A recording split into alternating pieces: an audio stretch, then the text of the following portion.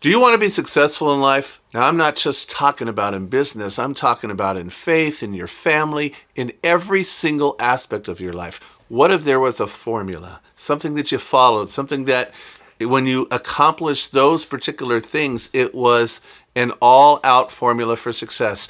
You know what? I believe that biblically there is that formula, and we can live that out through our audacious faith. Welcome to episode 37 of the Audacious Faith Podcast.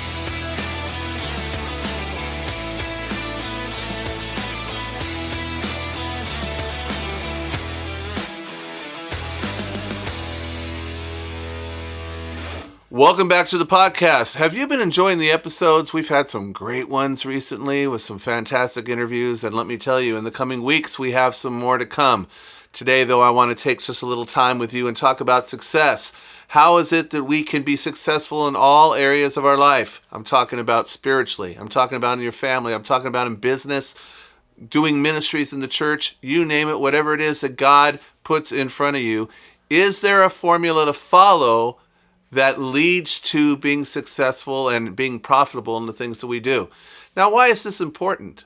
Well, very simple, because if we're going to spend our time living, if we're going to spend our time doing activities throughout every single day, we want them to actually have impact, right? I think that's what the whole audacious faith idea is all about. We have the audacity to believe that God has put us on this earth for what, right? To have impact, to actually make a difference, for the world to know that you were here, and for that lasting difference to go far beyond your lifetime.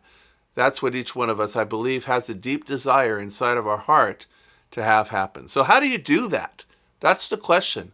And there's some certain steps that we're going to take, and the formula, when you put it together, which allows for maximum impact. I'm going to give you the overview of it just right now, and then I'm going to go ahead and break it down. The first thing that you're going to put on your piece of paper, if you're taking some notes today, is high potency.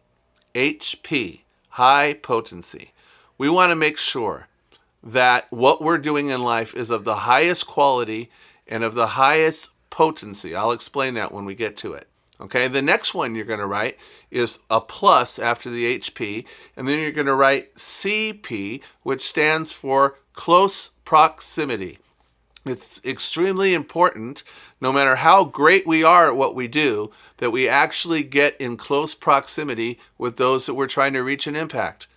The next one, you're going to add then another plus sign, and that's CC, which is going to stand for clear communication. Whatever your message is, whatever it is you're trying to get across, whatever you're trying to accomplish, you need to be able to clearly communicate it as best as possible to those who need to hear it. Now, when you add high potency plus close proximity plus clear communication, now we're going to put a little equal sign there, and what we're going to get is MI, which stands for maximum impact. When these three components are added together, we're going to have maximum impact. Now, let's go ahead and I'll start breaking those things down for you. First of all, HP, high potency. What does this mean?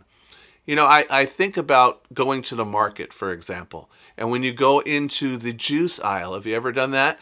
And you see the different juices that are lined up there, and maybe you find your favorite flavor. But one of the things you're going to look for on the label is the percentage that's actually juice. A lot of times it's just artificial flavors and different things that are there. And I've seen boasting on these packages, maybe you've seen sometimes on the bottle, where it'll say 10% fruit juice or real fruit juice. And I'm thinking to myself, only 10%? What's the rest of it? 90%.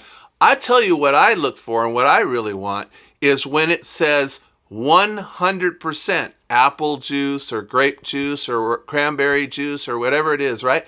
I want 100% because I know that the higher the potency of the juice, the higher the quality, the higher the impact it's going to make, the higher the vitamins I'm going to get, right? So we don't want to live a life that's watered down. For example, We talk of spiritual things, but there's very little spirituality in our life. We say we represent God, and yet there's very little godliness in our life. If we're going to have audacious faith that impacts the world, what's important to us is that the potency of our walk is very strong. Okay, obviously, we're not going to be 100% perfect. None of us are.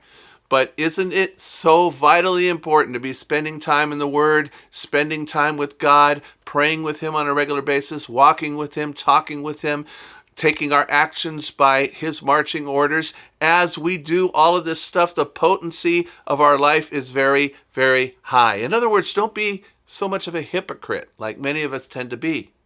Isn't that true of what people say and accuse people of faith of being?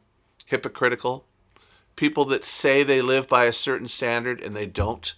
Now, this is true in your spiritual walk. This is also true in anything you're doing. If you own a business, if you're an entrepreneur, all right? Are you somebody that has a high quality life, someone of high integrity, someone that can be respected, someone that can be trusted? Because people do business with who? People they like, and especially people they trust. So if you want to have success, if you want to have maximum impact, then we need to be making sure that our lives are of the highest quality, the highest potency, and that they're full of what we say. Because people will tell you this, right? And we've said this a million times.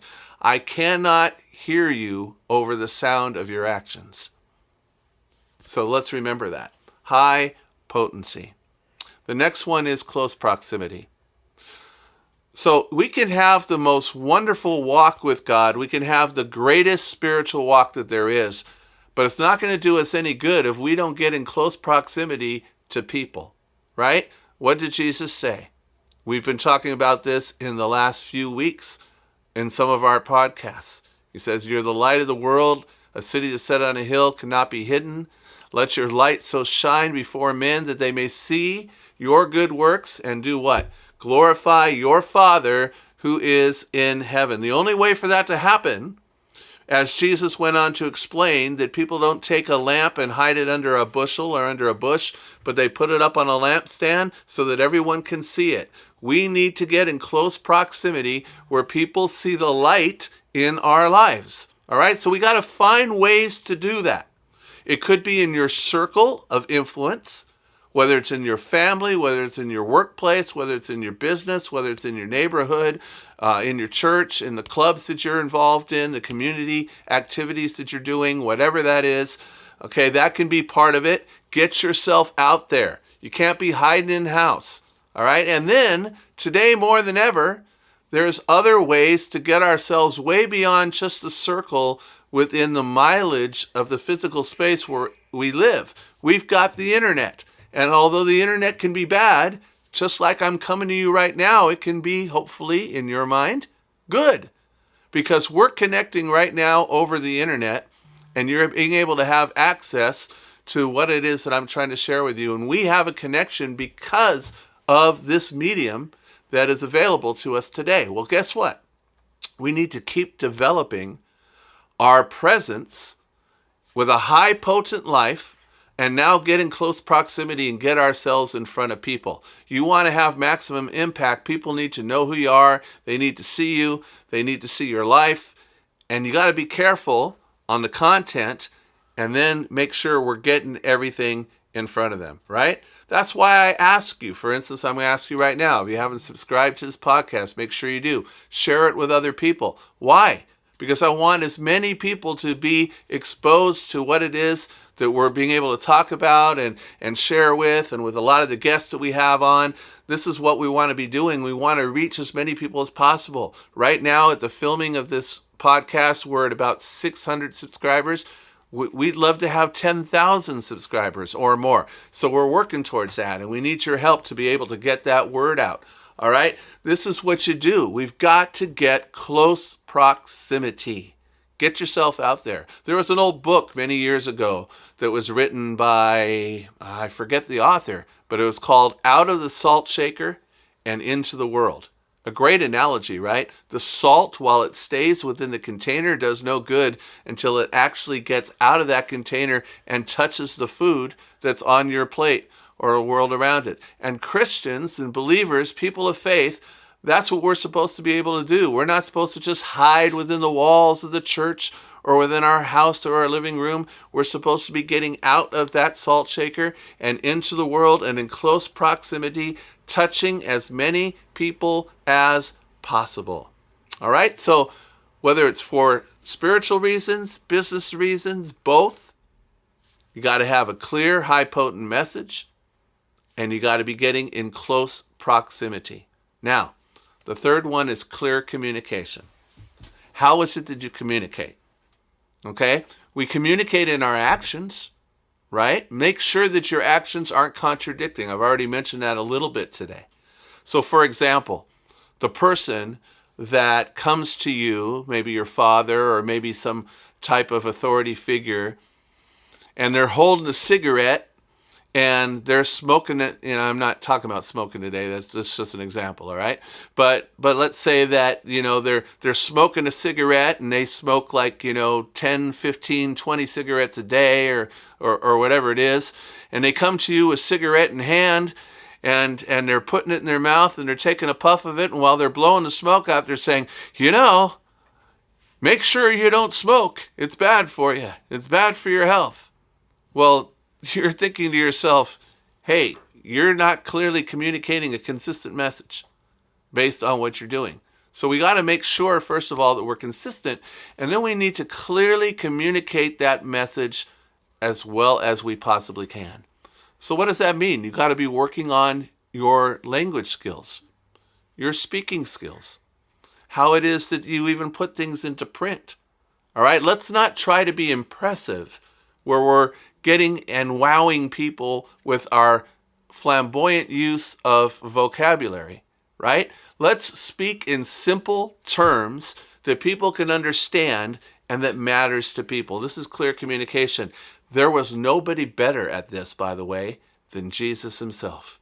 He walked around and he talked about mustard seeds. Why?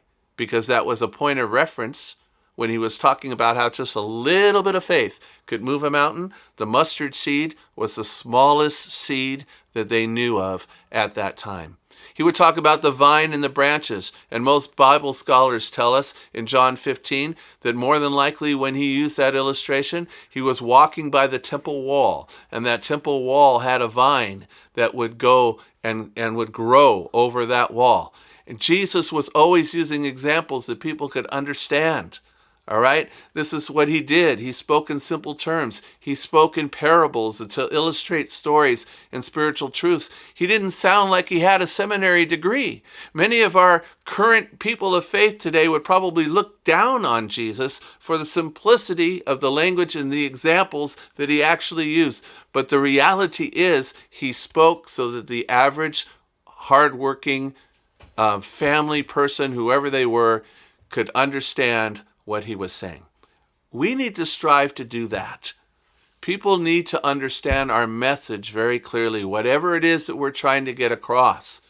And we need to put it out there in simple terms, illustrative terms, paint a picture that people can actually see in their mind. All right? Now, some people would tell you that that's playing to the emotions, but no. Even if it were, isn't it true that each one of us are emotional people made in the image of God? God has made us this way and purposely allows us to be tapped into emotions of happiness and of sadness and of compassion and all the other types of qualities that you would want to list. We've been made in the image of God, and it's great that we are made that way. We should embrace it and move forward. Now, let's review what I've just looked at. We've talked about 3 areas: a highly potent life in whatever it is you're doing.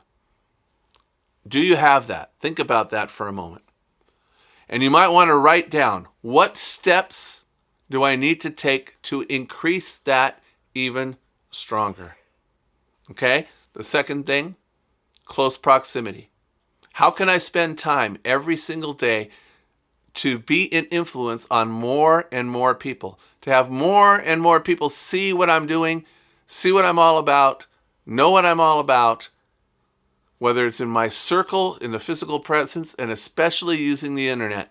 There are so many tools available. Instagram, Facebook, LinkedIn, TikTok, you name it. Emails, email marketing, all kinds of different avenues that are possibly available to you. YouTube, like I'm coming to a lot of you over right now. Very, very big. Facebook Live is another way that you can do this, sending out messages on a regular basis. Clear, close proximity. How is it that we're going to get in front of more and more people? Because leadership is influence.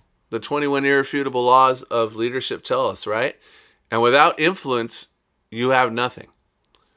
So this is something that's very important in our life. And then the third one, clear communication. How can I get my message out in a better way? A way that people remember it, and most importantly, a way that people understand it. Work on your communication skills. Like right now, for example, you see that I'm not looking off somewhere else. I'm looking right at the camera because eye contact with each other is very important. Even though this is over a video, you're going to be very distracted if I'm not actually looking at you when I'm talking, correct? So that's why I work on this on purpose, so it looks like we're actually having the conversation, which we are. I'm imagining you and talking to you as I'm recording this particular podcast. These are all things that we work on so that we can communicate more clearly and have a better impact. Now, when you put all those three together, then we get what every single one of us wants, right? That's maximum impact. I don't want just partial. I don't want to stand before Jesus one day and he says, you did pretty good. No, I want to hear the words, well done, thou good and faithful servant. I want to be like the athlete who knows that when the game is over, they left everything out there on the court. They didn't hold back. They don't have regrets. They don't think to themselves, I should have done this. I should have worked harder. I should have played a little more. I should have practiced longer, whatever it is. You want to know that no matter what the results at the end and when those results come, because none of us know, we want to know that we laid it all out on the court. We left it all out on the field, that we did everything that we possibly could. The Apostle Paul, at the end of his life, he says what? He goes, I know that I'm coming to the end, but I have fought the good fight. I have kept the faith. And that he knew that he now was just being poured out as an offering. He had given everything that he possibly had. He was a man that at the end of his life did not have regrets. Now, as a pastor, I got to tell you, I've visited a lot of people over the years. I've seen much more than I've ever wanted to see. I've visited people in the hospital that have very little time to live, people in their homes, in their beds that have very little time to live. I've seen a difference depending on the person and depending on what their life has been, on their whole countenance and their whole attitude as they face those final stages of their life. I've seen some that have been at incredible peace.